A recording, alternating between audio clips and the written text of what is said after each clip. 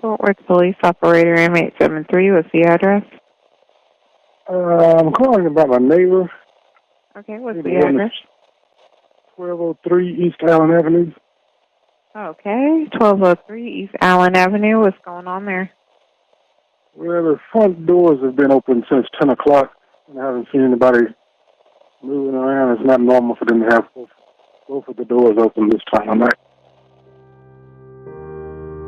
I remember getting a call early in the morning on that Saturday that Atatiana Jefferson was killed, and my source said, "You're not going to believe this. You need to get to Fort Worth. We have a similar situation as Amber Geiger." The trial for that fired Dallas police officer Amber Geiger ended just 10 days ago with a conviction and a 10-year sentence. Geiger was off duty but still in uniform when she killed John inside his own apartment. And I remember thinking, oh no, that just can't be true. There's no way that we have another situation like this. My first reaction was, oh no. Here we go again. I remember the day that my news director called me. I just had finished anchoring on the desk for that morning, and she said, listen, we've got an officer-involved shooting in Fort Worth, and we need you to go. We need you to go right now. When I got there were no officers, no crime scene tape. It was very quiet. That street was very, very quiet. And then I see one man across the street come out on his porch, and he's looking at us. So I introduce myself. I say, hi, I'm Cleo from WFAA. And he walked up toward me, and he was very quiet, and he looked very emotional. And he said, I called police last night. And he's like, I called police. I called the welfare line to see if they could come and see what was going on. He's like, and now she's dead.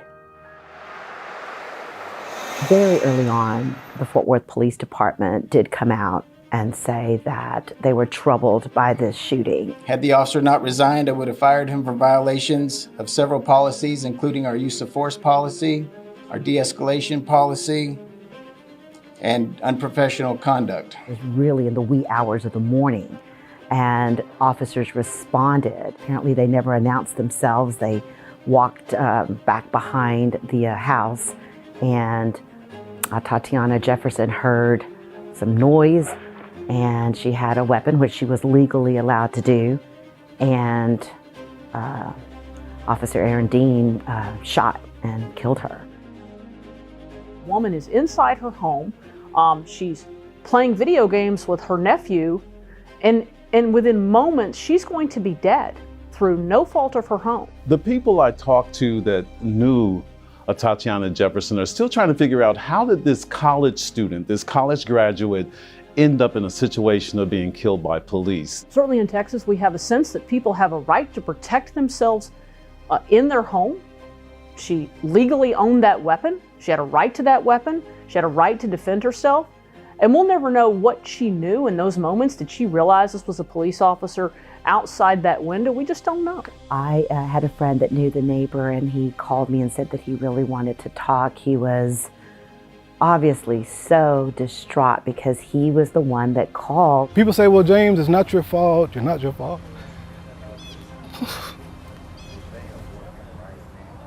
But I made a call.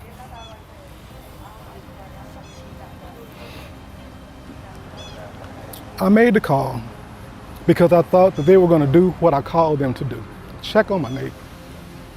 And they didn't do that. He told me that he blamed himself, and then, he came to accept the fact that it really wasn't his fault. He was just doing what a neighbor would do. I've prayed and I've cried. And I've prayed and I cried, not to quote a song, but I've done that.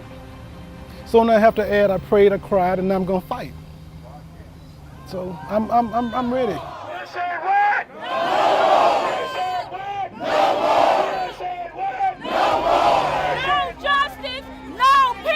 So when that happened, we just knew we had to gear up for something very serious.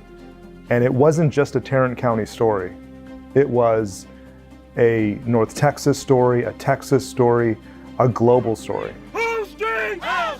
People were still really upset because, again, Dallas had just gone through all of these protests in light of Amber Geiger, a Dallas police officer that murdered Botham Jean. And so the protests officers were really still upset. That was still on their minds. They were upset because Amber Geiger had only gotten 10 years for killing both of John, and then this happens, and they're like, what in the world is happening in the DFW area? And so the protest did get, pretty heated.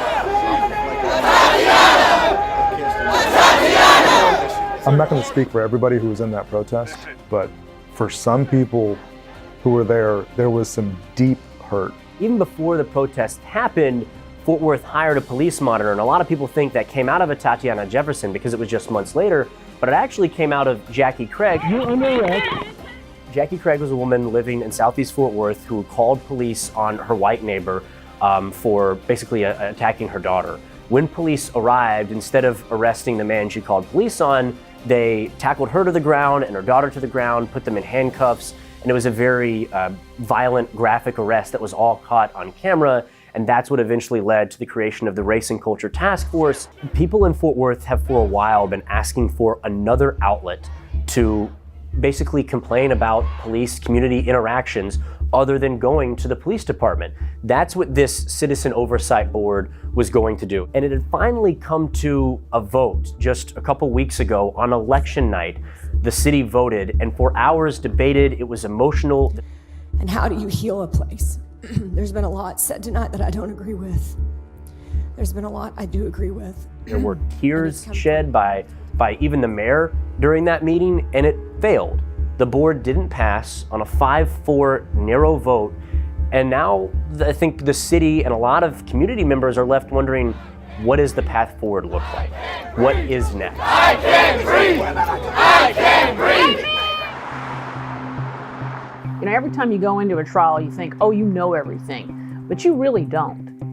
We've seen some of the body cam, we've heard the police radio traffic, but I think we're going to learn a lot more about the facts and circumstances of that night. I think that obviously they're going to bring in the witness, and the main witness in this case is Zion, Atatiana Jefferson's nephew, who was in the home and witnessed everything. And Zion was interviewed by forensic experts, and apparently when he did the interview, they taped it. And so I suspect that they're going to play some of that tape, and I believe that the defense is going to say that Zion said that he saw a badge. It is going to be very interesting to see how the defense team defends this. I think they're going to boil it down to that moment. They're going to say, in that moment in time, he feared for his life. That's always that key word. He feared for his life. He saw someone with a gun, he feared for his life, so he fired. I don't know if he's going to take the stand. Typically, officers that have taken the stand don't do well on the stand. But also defense attorneys like to put officers on the stand because it gives them, they're the only ones that know what they were thinking. So if he says, I feared for my life, I saw the gun, the only person that's going to be able to say that is him, if that's going to be his defense.